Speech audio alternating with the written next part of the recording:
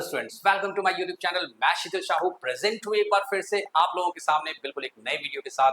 और अगर आप मेरे चैनल पे नए हो तो मेरे चैनल को सब्सक्राइब कीजिए। बहुत सारी वीडियोस आपका वेट कर रहे हैं और आज का वीडियो भी बहुत ही इंपॉर्टेंट होने वाला है, तो इसे भी बहुत ही पेशेंस के साथ बहुत ही ध्यान से सुनने और देखने की जरूरत है। जैसा कि हम लोग डिस्कस कर रहे थे basic accounting terms class 11th के लिए, है ना। छोटे छोटे अकाउंटिंग टर्म्स अपने प्रीवियस वीडियो में मैंने आप लोगों को शेयर किया और आज भी जो है उसी वीडियो को उसी कंटेंट में हम एक स्टेप आगे बढ़ेंगे। और जो आज का जो हमारा टॉपिक आएगा वो है लाइबिलिटीज। ध्यान रखना, लाइबिलिटीज से पहले जो भी पॉइंट्स थे सारे के सारे मेरे जस्ट पिछले वाले वीडियो में मेरे चैनल पे अवेलेबल है। आप लोग उस चैनल पे जाओ और जाकर वो वीडियो देखो और अपने नॉलेज को इम्प्रूव करो। आइए देखते हैं आखिर ये लाइबिलिटी क्या है। बहुत इंपॉर्टेंट होती है लाइबिलिटी। कह सकते हैं कि अमाउंट पेएबल बाय बिजनेस, जो बिजनेस के लिए जो पेएबल है, ड्यू है लेकिन अभी तक पेमेंट नहीं हुआ, ये हो गया हमारा क्या, लाइबिलिटी। देखते हैं इसका डेफिनेशन क्या कहता है। Claim of amounts against the entity और enterprise. Liabilities means amount payable. क्या है? Liabilities means amount payable by the business, है ना। Amount payable by the business. Liability towards the owners of the business is termed as internal liability. जो owner के लिए, है ना, जो ओनर के लिए जो है, जो ओनर के लिए लाइबिलिटी होगी वो हो गया इंटरनल लाइबिलिटी, है ना। और जो आउटसाइडर के लिए उसे क्या कहेंगे? उसे कहेंगे हम एक्सटर्नल लाइबिलिटी, है ना। क्या है? Liability towards the owner of the business is termed as internal liability. Liability towards the outsider that is other than the owner is termed as external liability, है ना। तो internal liability and external liability, internal liability and external liability. और normally liability क्या है? Amount payable by the business. Business के लिए जो payable हो वो बिजनेस के लिए लाइबिलिटी है। अब लाइबिलिटी के भी टाइप है। पहला टाइप नॉन करंट लाइबिलिटी। क्या है ये non current liability? Non current liability का मतलब वो लाइबिलिटी जिसे मोर देन 12 मंथ्स में हम पे करते हैं। जैसे बैंक से हमने लॉन्ग टर्म लोन लिया, 3 साल का, 5 साल का या 7 ईयर्स का हमने लोन लिया, तो इसका जो लाइफ है वो मोर देन 12 मंथ्स है। मोर देन 12 मंथ्स हम इसको पे करेंगे, तो ये हो गया हमारा क्या, नॉन करंट लाइबिलिटी। देखो, liabilities are payable after 12 months, है ना, from the end of the accounting period that is the date of balance sheet. ये हो गया हमारा नॉन करंट लाइबिलिटी। जैसे बैंक लोन, है ना। करंट लाइबिलिटी क्या है? करंट लाइबिलिटी ये also termed as short term liability. जैसे नॉन करंट लाइबिलिटी को लॉन्ग टर्म लाइबिलिटी कहते हैं और करंट लाइबिलिटी को short term liability. Is that liability which is payable without which is payable with in 12 months, जो 12 महीने के अंदर पेएबल हो, है ना, from the end of the accounting period. That is for example is a firm has taken loan from bank on 1st September 2022 and is payable by 31st August 2023। Within 12 months अगर कोई liability payable हो तो उसे हम कहते हैं क्या, current liability, है ना। ओके, तो non current liability and current liability. इसके बाद फिर बात करेंगे हम एसेट्स का। इसके बाद फिर हम बात करेंगे एसेट्स का। क्या है एसेट्स, है ना। ये एसेट्स में जो है, देखिए, एसेट्स जैसे हमने लाइब्रेरी में क्या किया, पेएबल रहा ना, एक्चुअली एसेट्स जो है हम उसे कैश में कभी भी कन्वर्ट कर सकते हैं और एसेट्स जो है हमें फ्यूचर बेनिफिट्स भी देते हैं। टाइप्स ऑफ एसेट्स भी हम यहाँ देखेंगे। देखते हैं, assets are future economic benefits, the rights which are owned or controlled by an organization or individual। मान लो किसी ऑर्गेनाइजेशन का एसेट या किसी इंडिविजुअल बिजनेस का, इंडिविजुअल पर्सन का एसेट, है ना, उसमें उसका ओनरशिप होना चाहिए, उसकी कंट्रोलिंग होनी चाहिए, है ना। और ये जो है फ्यूचर इकोनॉमिक बेनिफिट्स के लिए हमारे लिए होता है, उसे हम कहते हैं assets। The assets should have the following characteristics। Number 1, it should be owned। मालिकाना हक होना चाहिए बाय द बिजनेस। मान लो अगर हम जिस बिल्डिंग में बिजनेस कर रहे हैं, अगर उसका ओनरशिप हमारे पास है तो वो बिल्डिंग हमारा एसेट है। और अगर ओनरशिप नहीं है, प्रीमाइसेस रेंटेड है, हमने रेंट पे अगर कोई बिल्डिंग लिया और उस पर अगर हम बिजनेस कर रहे हैं तो वो बिल्डिंग जो है वो हमारा एसेट नहीं है। वो क्या हो गया, वो तो हमारा नॉर्मल, हम उसके लिए रेंट पे कर रहे हैं, है ना, तो it should be owned by the business. Second, it may be in tangible form और it may be in tangible form, है ना, टेंजिबल और इनटेंजिबल फॉर्म आगे डिस्कस करेंगे हम, है ना। टेंजिबल मतलब टचेबल एंड इनटेंजिबल का मतलब वैसे एसेट जिसको हम टच नहीं कर सकते। अब डिस्कस बात सोचोगे तुम, है ना, किस तरह का एसेट जिसे हम टच नहीं करते, ऐसा होता है एसेट, हम अभी डिस्कस करेंगे, जस्ट कंटिन्यू रहे। It should have some value attached, बिल्कुल जो भी एसेट्स होगा उसका कुछ ना कुछ वैल्यू होगा उसमें। जैसे अगर मान लो हमने एक लैपटॉप परचेज किया 60,000 का, तो 60,000 उसकी वैल्यू है। एक स्कूटी परचेज किया 1 लाख का, तो 1 लाख रुपीज उसकी वैल्यू है। इस तरह से जो भी एसेट्स होते हैं उसका कुछ ना कुछ वैल्यू होता है। It should be capable of being measured in money terms, है ना। मनी टर्म्स में जो है क्या है ये सर, इसका मेजरमेंट पॉसिबल है। It should be capable of being measured in money terms. फिर assets can be classified into non current assets and current asset, है ना। एसेट्स कितने टाइप के हो गए, एक हो गया नॉन करंट एसेट्स और दूसरा जो है होगा करंट एसेट, ओके। और भी होता है एक फिक्टिशियस एसेट भी होता है ना, फिक्टिशियस एसेट्स भी होता है, non current assets, current assets, fictitious assets, okay. चलो भाई, तो ये हो गया हमारा एसेट्स।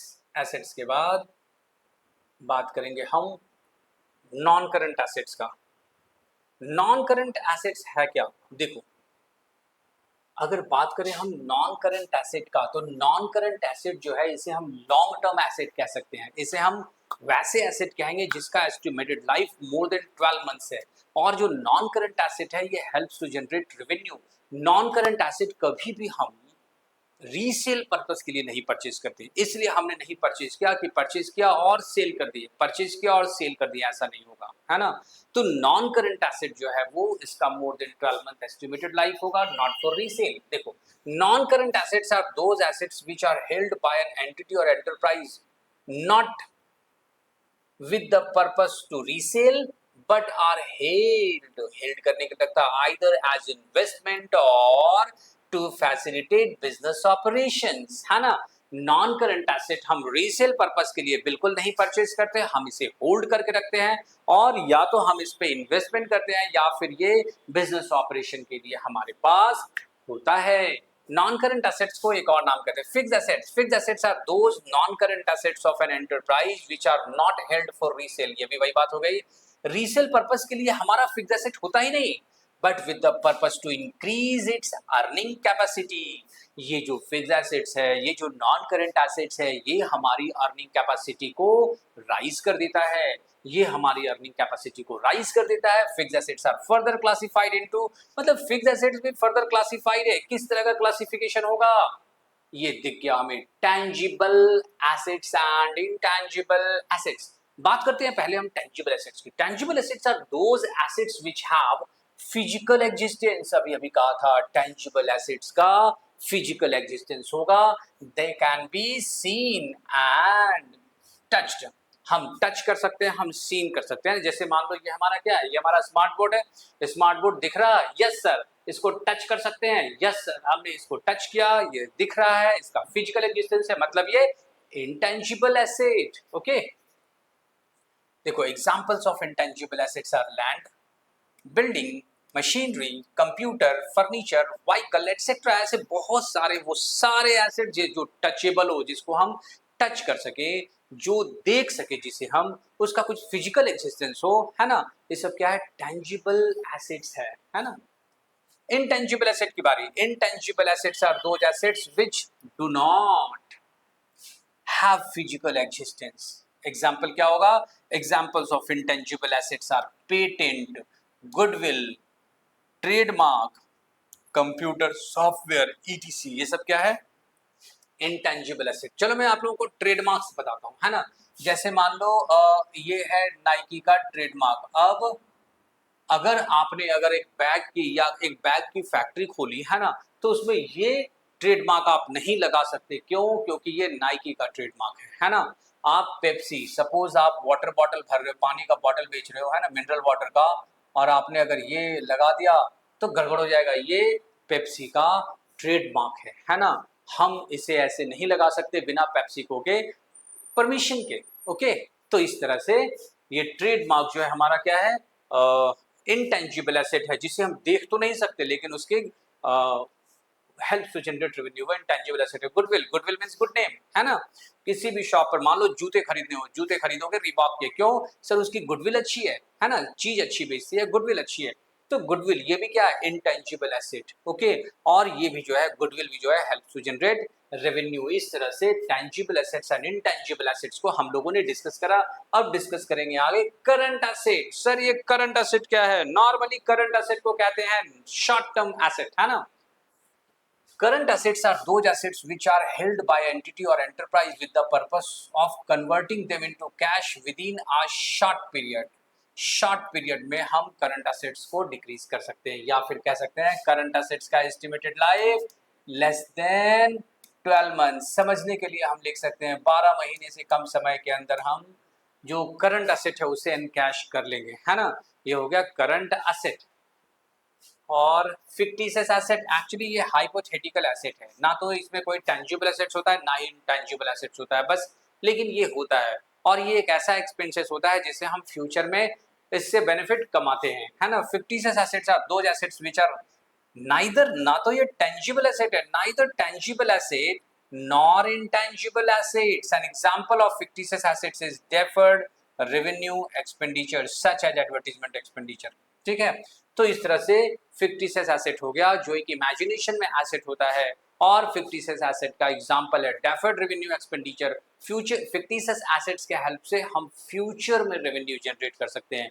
फिक्टिशियस एसेट्स जो है इसे हम क्या करते हैं, ये जो है हमारा ना तो टेंजिबल एसेट है और ना ही इनटेंजिबल एसेट है। तो स्टूडेंट इस तरह से करंट एसेट्स और फिक्टिशियस एसेट्स में हमारा ओवर हुआ। इसके बाद फिर हम बात करेंगे रिसीट्स का। अब ये रिसीट्स क्या है, देखो रिसीट्स में हम बात करेंगे, receipts are categorized into revenue receipts and capital receipt. दो तरह का रिसीट्स रखा गया है, revenue receipts and capital receipts. Revenue receipt normal course of business में जो रिसीव हमें होता है वो है रेवेन्यू रिसीट। जैसे मान लो एक कपड़े की दुकान है, क्लोथ स्टोर है, और उस शॉपकीपर जो है वो लोगों को T shirt, trouser, jeans, socks, hat, ये सब चीजें वो बेच रहा है ना।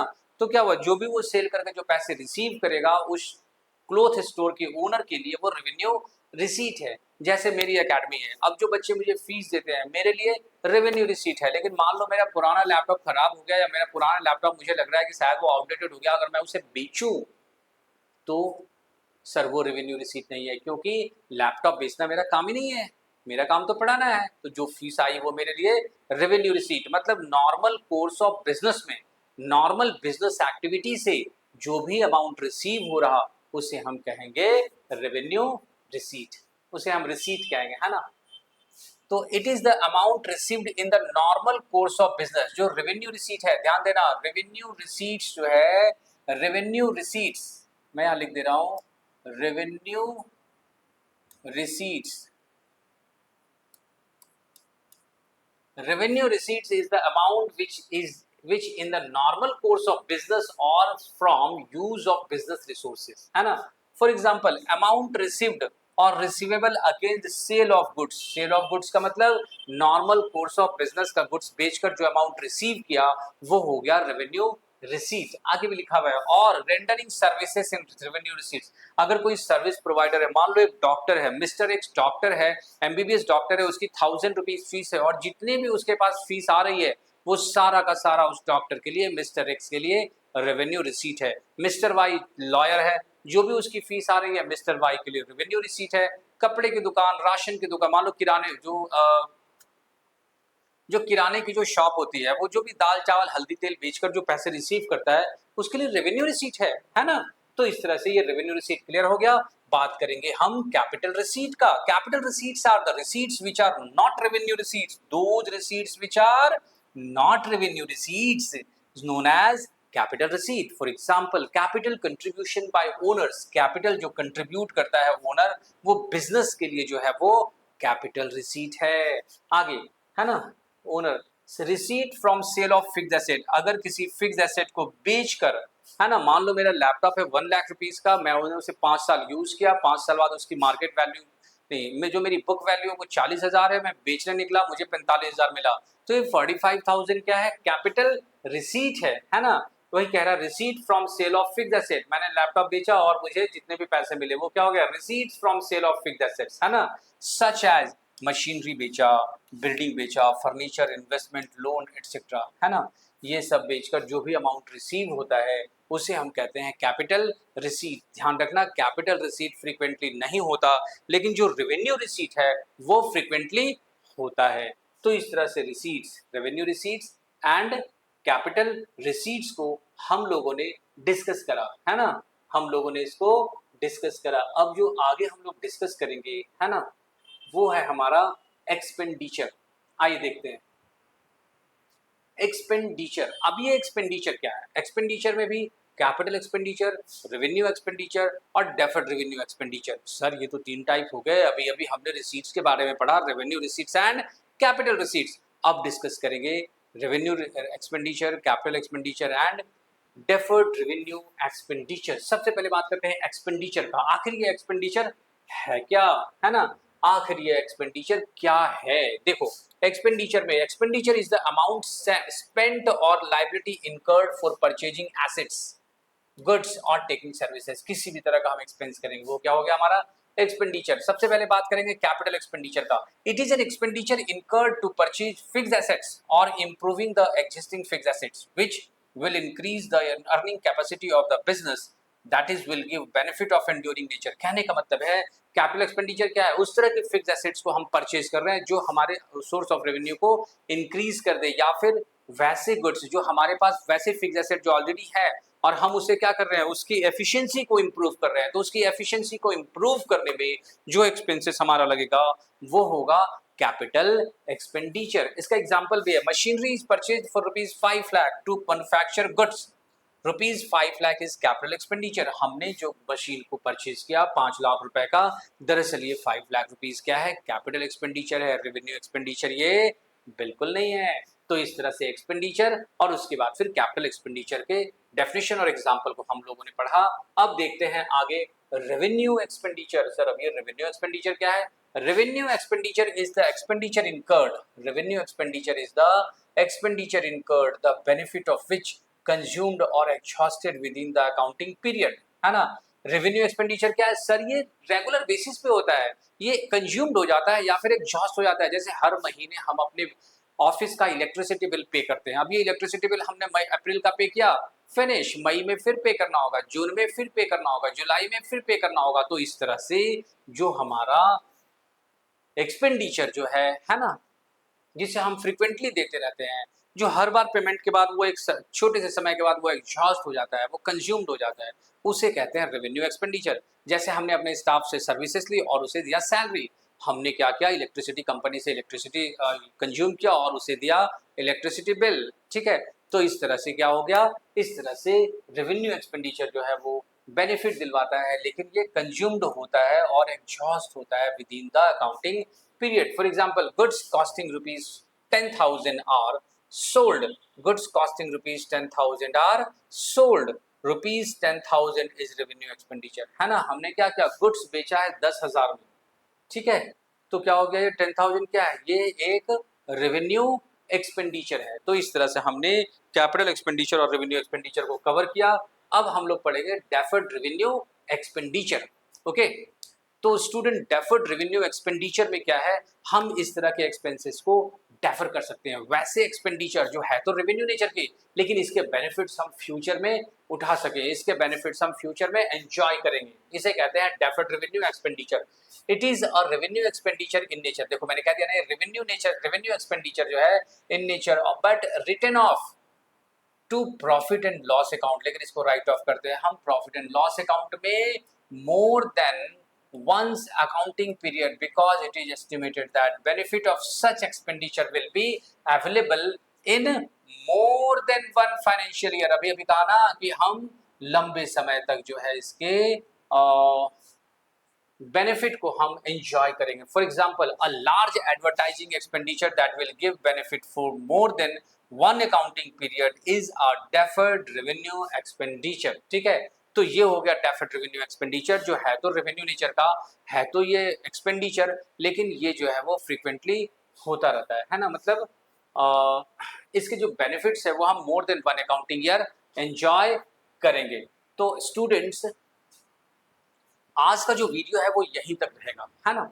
आज के वीडियो में हम लोगों ने छोटे छोटे और भी कॉन्सेप्ट को डिस्कस करा। हम बहुत जल्दी नेक्स्ट वीडियो में मिलेंगे और उस वीडियो में भी हमारा यही काम होगा कि हम इस चैप्टर से रिलेटेड बहुत सारी छोटी छोटी जो इंपॉर्टेंट क्वेश्चंस हैं उसे हम आप लोगों के सामने डिस्कस करें, आप लोगों के लिए उसे हम आसान बनाएं।